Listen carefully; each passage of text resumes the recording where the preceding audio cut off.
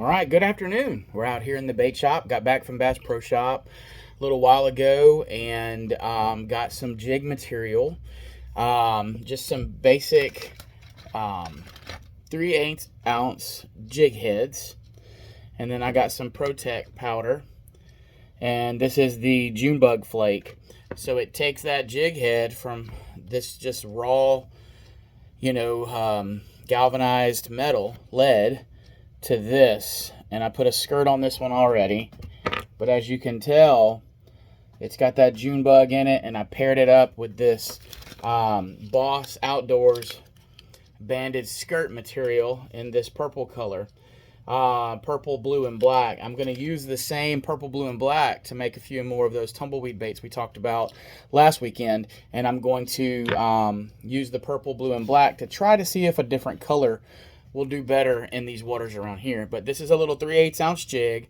And to rig it weedless, you can either run your bait on like Texas rig style. It's got a bait keep on it down here. Or you can super glue your bait on and go fishing with it. But this is going to be a nice little profile, smaller, but it gives me enough hook without a weed guard to where I can actually catch those bigger fish that might be a little finicky. Because sometimes, those smaller jigs aren't effective. This one will be. So we're going to make sure that we trim these skirts up because they're about 5 inches long.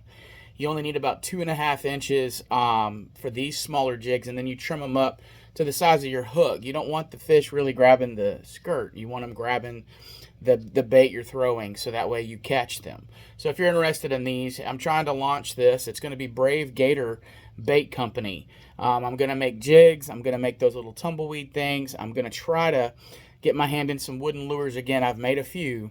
Those are a little more difficult for me to turn because I don't have a ton of woodworking equipment.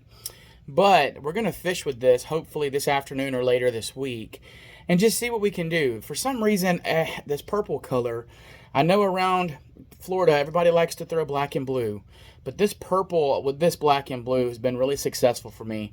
Took a trip to Guntersville earlier this year, caught them on a blue crawl. But when we went to the mouth of Little River in Mentone, Alabama, I was throwing just a purple worm, and the bass absolutely were tearing the purple worm up. So we're going to see what the purple does here. Every time I've caught around here, it's been either red or purple.